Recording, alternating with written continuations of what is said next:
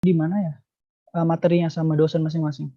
Seingat saya pertemuan terakhir diampu oleh Bu Laina, kalau yang kelas Pak Taufik ya, diampu oleh Bu Laina tentang naive Bayesian, tapi kami belum belajar tentang decision tree, seingat saya Bang. Oke, itu dari Dari kelas Pak Taufik. Prof. Oke, kalau kelas yang lain gimana? Dari kelas Bu Laina mungkin ada? Kelas Bu Laina udah sampai decision tree. Oke, kelas satu lagi Pak Yan ya. Kelas Pak Yan? Kelasnya Pak Ian masih bias Bang. Minggu depan baru decision tree. Oke, ya berarti aku simpulin setidaknya kalian sudah memiliki pengetahuan dasar mengenai decision tree, naive Bayes gitu ya. Jadi kita hari ini Recording in akan belajar progress. yang namanya itu naive Bayes gitu ya.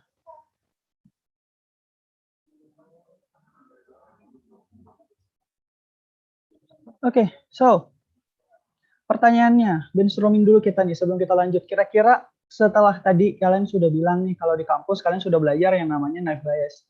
Kira-kira mungkin boleh 1-2 orang kasih tahu nih ke aku, kira-kira naive Bayes itu apa sih sebenarnya gitu. Mungkin boleh 1-2 orang.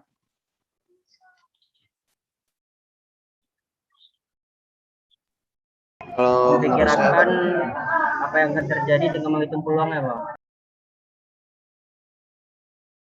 Gimana, Mufid? Memperkirakan apa yang akan terjadi ke depannya dengan menghitung peluang-peluang yang ada berdasarkan dataset yang kita punya. Oke, ya, thank you. Tadi yang mau jawab juga tadi Sani ya, kalau nggak salah, atau siapa tadi? Juga boleh. ya Bang, kalau yang menurut saya, naive Bayes ini menghitung atau mengklasifikasi suatu kelas, suatu data menurut peluangnya Bang. Ya, oke, thank you. Sani dan juga Mufid gitu ya. Nah, sebelum kita lanjut gitu ya mengenai apa namanya naive Bayes, aku mau brainstorming sekali lagi nih sama teman-teman semua yang ada di sini gitu. Kita akan bermain tebak-tebakan gitu ya. Tebak-tebakan dadu gitu. Nah, boleh nih kita lihat dulu cuplikan sedikit gitu ya. Oke, kira-kira boleh di chat gitu ya. Kira-kira angka apa sih yang bakal keluar? Mungkin boleh nih di chat coba. Aku tunggu sekitar 2 menit deh. Boleh di chat. Kira-kira akan ada keluar angka apa sih gitu ya? Dari angka 1, 2, 3, 4, 5, 6. Nggak mungkin keluar 7 gitu ya. Boleh nih coba di chat gitu. Ya, thank you. Oke, Saiful Sani katanya 4. Kausar 5. Oke. 1. Ya. Yuk, coba 3, 3. Oke, 3. 4, 6, oke, 6, 5, 6, oke, oke, thank you. Nah, mari kita lihat nih, kira-kira bakal keluar angka berapa? Ini ya, kita lihat, ini kira-kira bakal keluar angka berapa nih?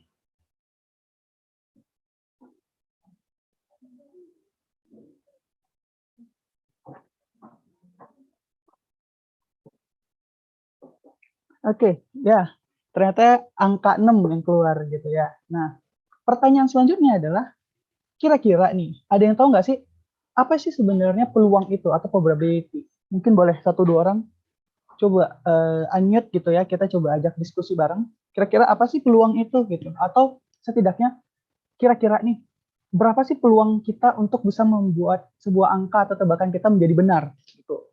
Nah, boleh coba ada nggak yang mau unmute?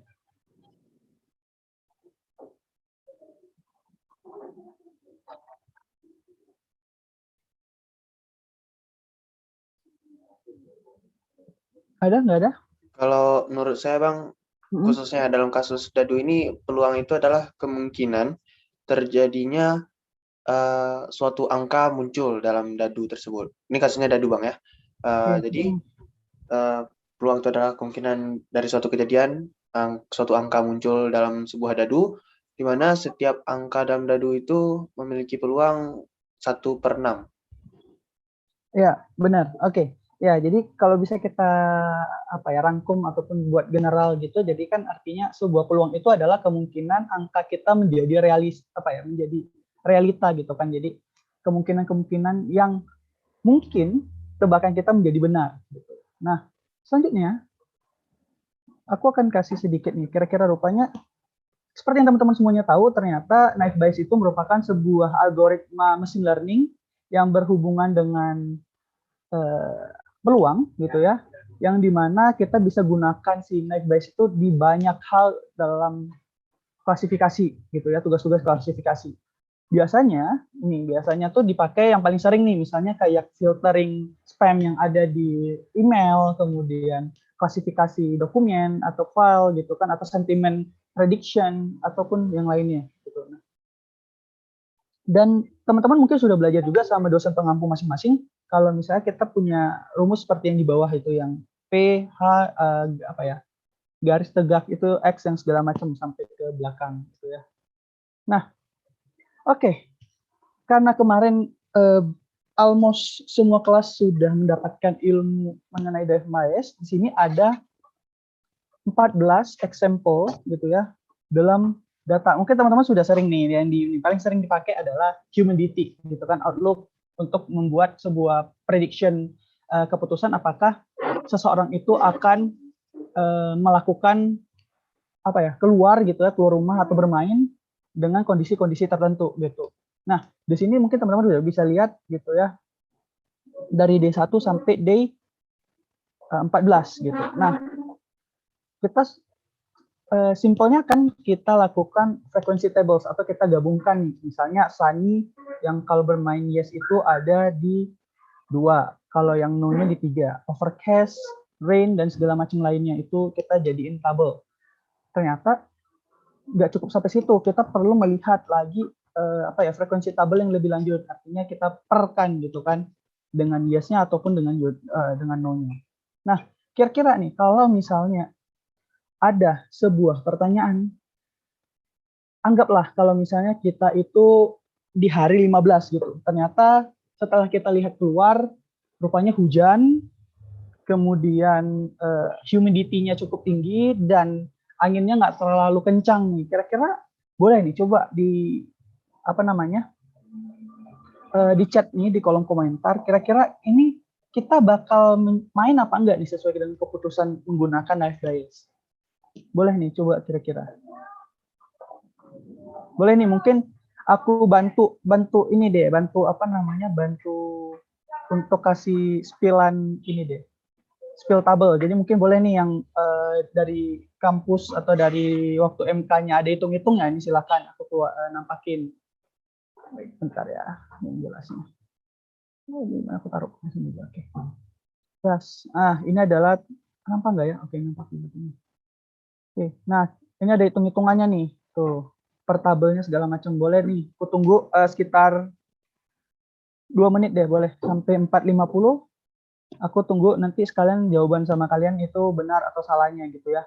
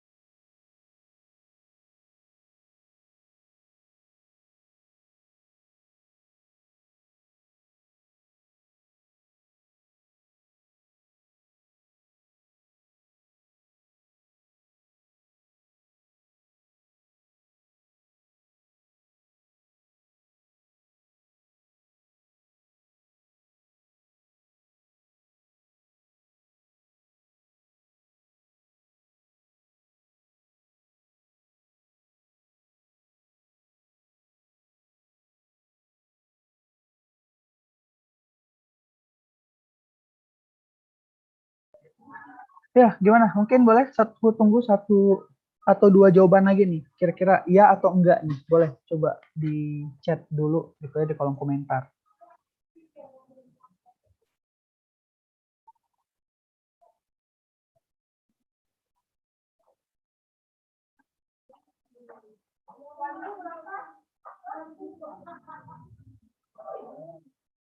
Ada? Mungkin nggak ada? Oke.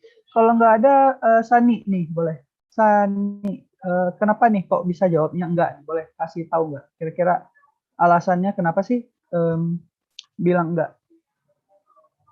Kalau dari berdasarkan data yang diberikan, lalu data yang ditanya tadi, pertama tabel kiri atas dulu kita lihat. Untuk apa tuh namanya? Rain-nya tuh kan tadi apa outlook-nya tuh rain. Nah, jadi Oke. untuk Oke. Oh, ini ya. Oke. outlook rain, humidity high, wind-nya weak. Jadi kalau dari data yang diberikan di tabel tadi itu kan outlook pertama kita ambil yang bagian rain itu untuk IAS-nya tadi berapa Bang? Lupa saya. Yang data tabel-tabel tadi. 3/9. Nah, 3/9. Habis itu untuk 3/9. humidity-nya tadi kan high. Untuk IAS-nya 3/9, no-nya 4/5. Lalu untuk wind-nya tuh weak tadi, untuk play yang yes-nya itu 6/9, play yang no-nya itu 2/5. Jadi kemungkinan yang yes nih, yang outlook rain yes 3/9, ditambah dengan humidity high yang play-nya yes 3/9, tambah dengan wind yang weak, untuk play yang yes-nya itu 6/9, tambah semua, lalu dibandingkan dengan outlook rain yang play-nya itu no, yaitu 2/5, ditambah dengan humidity high, play-nya no, 4/5, tambah dengan wind yang weak, play-nya itu no, 2/5, ditambah semua dibandingin itu, kalau salah saya tadi Bang, lebih besar nilainya tuh yang play-nya itu sama dengan no, Bang. Oke, ya, oke. So, mari kita lihat jawabannya. Kira-kira sebenarnya yes atau no gitu ya.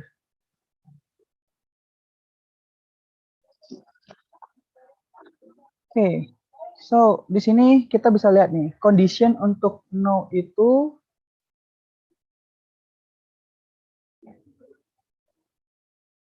sorry, bentar, aku salah tulis jawaban. Oke, bentar, aku ubah dulu. Yes, benar, jawabannya itu harusnya no. Wait, bentar ya. Ini gimana cara keluarnya?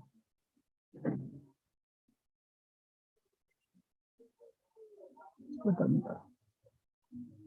Ya, benar, jawabannya harus. Oke, bentar. Aku ubah dulu tulisannya. Wait. Jawabannya benar, itu adalah si no yang harusnya lebih tinggi dibandingkan dengan, oke, aku ubah dulu. No, yes. Oke, bentar.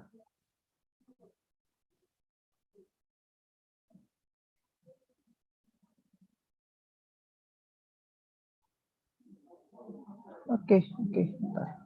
Yes, benar banget sih Sani. Ya, thank you Sani. Jadi jawabannya teman-teman itu paling besar adalah si no gitu ya, dengan nilai tertingginya. Nah, mungkin teman-teman semuanya yang lainnya juga sudah paham gitu ya bagaimana cara kita untuk menilai sebuah keputusan berdasarkan naive Bayes kalau misalnya manual gitu ya. Jadi teman-teman mungkin setidaknya sudah paham kira-kira bagaimana cara untuk kita mendapatkan jawaban dari keputusan ataupun permasalahan tersebut. Oke, nggak perlu lama-lama lagi gitu ya. Kita langsung mungkin boleh langsung ke codingnya. Bentar, aku coba subscribe ulang.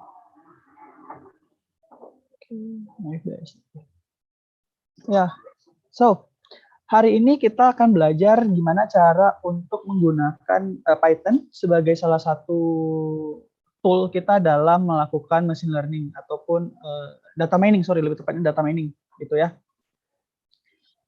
Dimana kita akan menggunakan dataset Y gitu. Nah, awalnya kita akan menggunakan library sklearn gitu ya. Kita akan import dataset. Kita perlu datasetnya Y, jadi kita ambil aja di sklearn.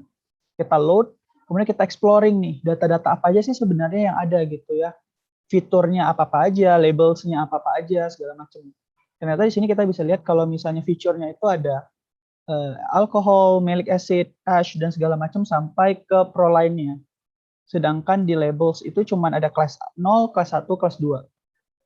Selanjutnya yang perlu kita tahu adalah sebenarnya ada berapa shape-nya atau ukurannya itu seperti apa sih gitu ya dalam sebuah data si wine itu. Ternyata 17 kali 13 gitu datanya. Kemudian kita bisa lihat nih feature yang cukup tinggi gitu ya, dalam arti top 5-nya, head-nya bisa dibilang lah seperti itu. Kita bisa dapatkan data-datanya gitu ya. Kalau ini ya anggap aja dikali dengan 0 pangkat berapa begitu.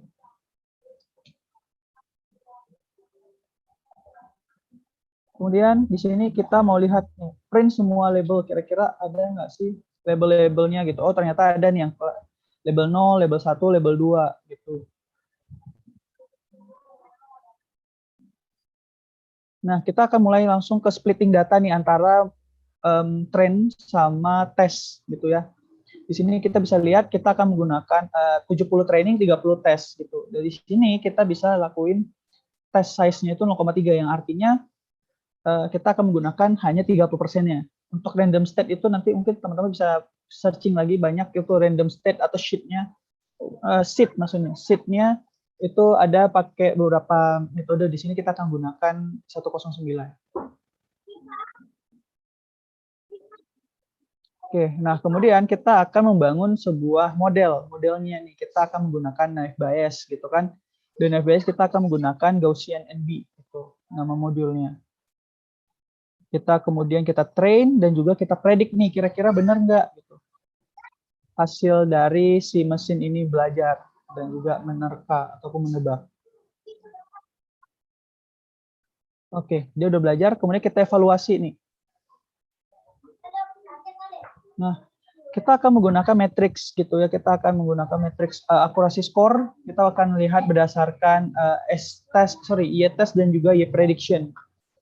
Akurasinya itu di sekitar 0,97 gitu. 907 artinya itu sekitar 91% lah kalau bisa kita bulatkan secara kasar mungkin. Gitu. Jadi sebenarnya Gaussian itu naive Bayes itu sendiri adalah sebuah metode yang paling cepat sih kalau bisa dibilang paling cepat untuk kita bisa mengklasifikasi sesuatu. Nah, karena itu banyak sekali metode aplikasi-aplikasi atau pengaplikasian implementasi dari cara ini seperti yang tadi sudah dijelaskan, entah itu spamming atau classification document atau yang lainnya. Gitu. Dari sini sendiri kita sudah lihat menggunakan wine sebagai dataset kita dan kita sudah belajar melatih dan juga menyuruh si mesin untuk menebak sehingga hasilnya adalah di 91%. Seperti itu. Mungkin ada pertanyaan nggak sebelumnya sampai sini?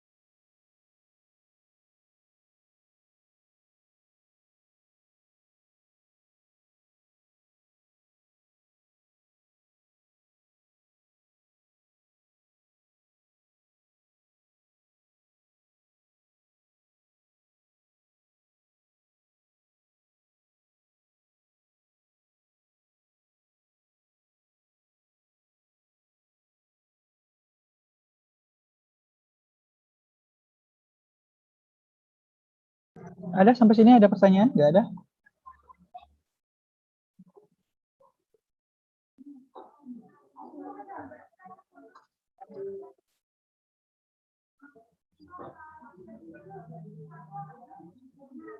Ada yang tanya di chat tuh, Bang. Oh iya, bentar ya.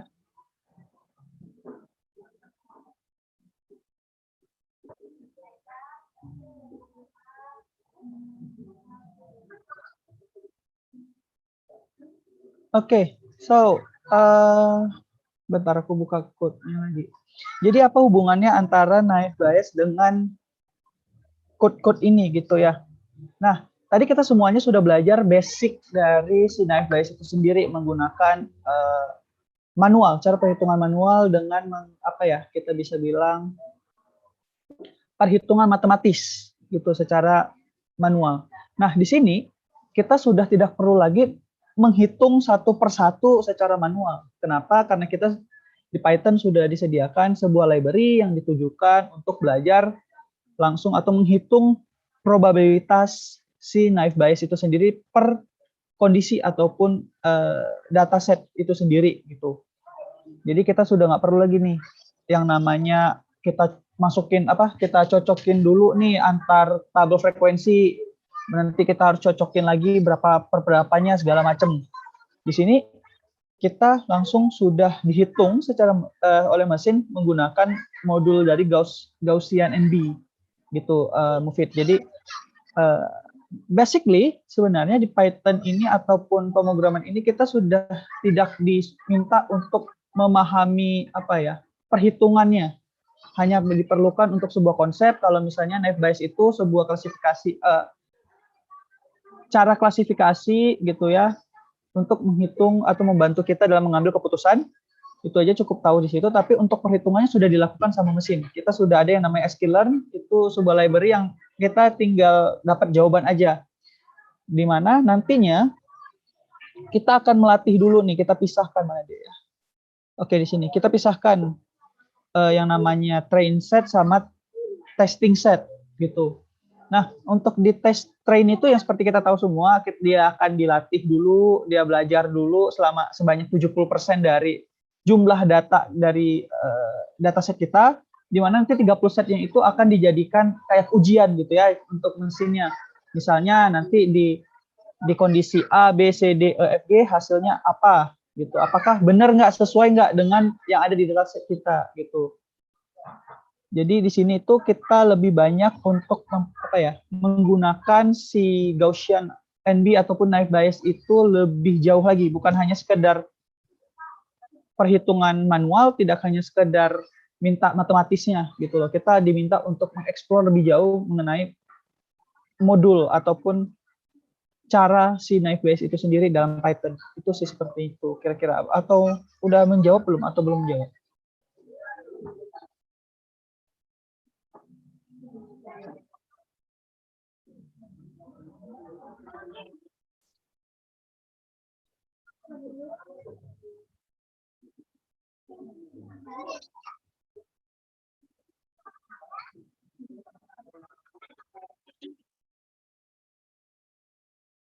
Ya, oke. Kalau untuk soal latihan yang tadi tuh, misalnya kayak wind, kemudian outlook-nya rainy, segala macam, humidity dan lain-lain, kita bisa sebenarnya membuat sebuah dataset dulu. Jadi kita input dulu datasetnya satu-satu dalam bentuk terserah sih, mau Excel atau mau sebagai JSON atau misalnya mau sebagai CSV dan segala macam. Jadi kita susun dulu gitu datasetnya, tinggal nanti kita, kalau di sini kan sklearn dataset ini kita meminta datasetnya, tapi kalau sudah ada ya tinggal nanti seperti biasa import pandas, SPD, kemudian kita baca dulu CSV-nya, habis itu kita atur lagi gimana fiturnya yang mana aja, yang targetnya yang mana aja gitu, kemudian langsung aja kita bisa langsung ke splitting data dan juga kita masuk ke dalam model regressionnya, model generationnya gitu. Kita bangun modelnya, kita evaluate nanti. Untuk prosesnya itu sebenarnya banyak kok. Ada nggak ya kalau misalnya datanya? Example code tentang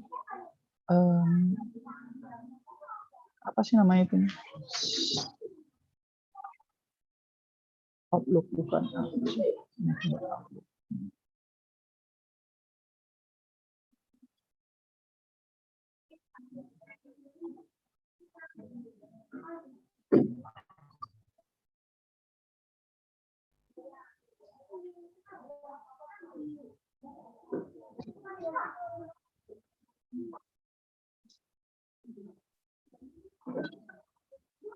Multiple dataset.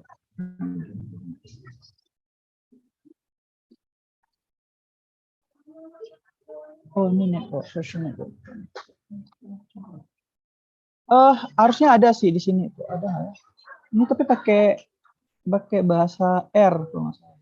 Bentar. Nanti asumsi. Print, oh enggak, ini print. Enggak. Nah, di sini tuh bisa kita di sini kan FBIS itu sudah dibangun tuh. Jadi sebenarnya ini udah nggak ada lagi nih. Udah nggak ada lagi yang bentuk-bentuk seperti ini. Kalau kita buat manual kan capek nih, makanya kita kita sudah tinggal menggunakan sebuah modul, sebuah library dalam membantu kita. Jadi nanti kita bisa coba, nanti boleh Mufid boleh nanti coba-coba lagi, boleh sharing surfing lagi di internet, searching lagi di internet mengenai study case-nya tentang ini. Tapi untuk yang lain misalnya sini banyak kok ada social network X, kita bisa tahu misalnya apakah keputusan-keputusan kita ambil itu tepat apa enggak, atau dia memberikannya itu seperti apa, misalnya kayak gini kita bisa visualisasikan misalnya yang 0 ada di mana, 1 di mana, dan lain-lain. Seperti itu. Jadi intinya untuk yang tadi latihan, kalau memang misalnya nanti mau coba, boleh coba dulu bangun datasetnya, buat dulu di Excel, JSON, atau apapun itu. Nanti coba dipakai. Untuk kode notebook abang nih boleh bagi di grup bang?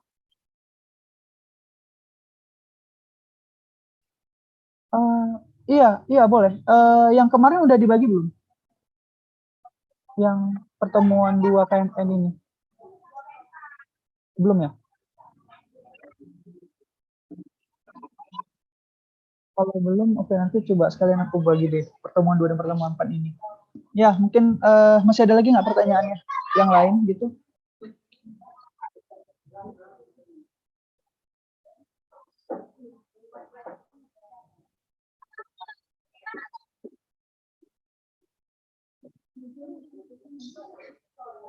Oke, kalau nggak ada, terima kasih semuanya teman-teman yang sudah hadir. Pertemuan kemarin ada screenshot nggak ya? Recording stopped. Ada ya? Oke, boleh berarti di on cam nanti kita foto dulu. Ntar aku stop. Oke, boleh nih di on cam dulu kita foto. Setelah itu kita langsung keluar dari Zoom ini. Sisanya nanti coba akan aku kompilasi dulu dalam satu grup. Dalam satu folder baru aku gabungin. Aku bagi.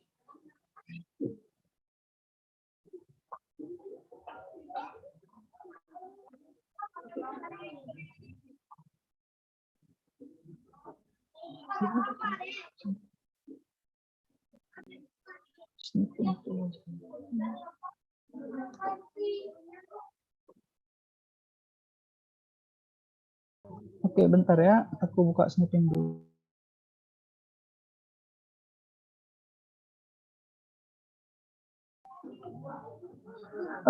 Ya, oke. Untuk yang di halaman pertama,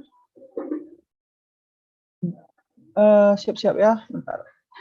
2, 4, 6, 8. 2, 4, 6, 8. 2, 4, 6, 4, 8. Oke, dalam hitungan ketiga ya. 1, 2, 3. Ya, silakan saya senyum. Oke, bentar. Untuk yang halaman kedua. Bentar.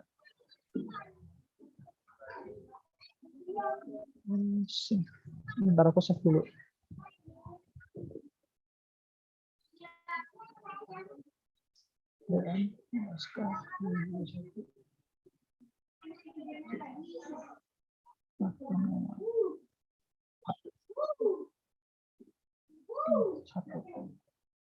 Oke, yang untuk halaman kedua, be ready. Oke, 1, 2, 3.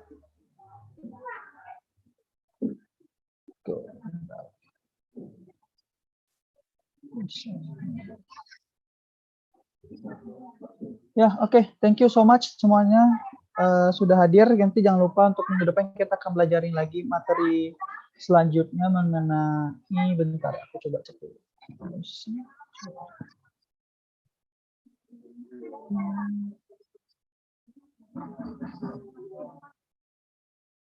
Decision tree ya kalau nggak salah ya. Bentar coba. Setelah naive bias apa kalian belajar? Decision tree ya? Iya Bang, bukan Bang. Ya, oke. Berarti kita minggu depan akan masuk sama Bang Faris itu mengenai tree. Jadi mungkin boleh kalian sebelumnya belajar-belajar dulu, baca-baca dulu materinya gitu ya. Biar nanti di minggu depan bisa enak untuk diskusi bareng. Oke, thank you so much teman-teman, boleh ninggalin room. Thank you. Terima kasih Bang. Terima kasih, Bang. Terima kasih, Bang.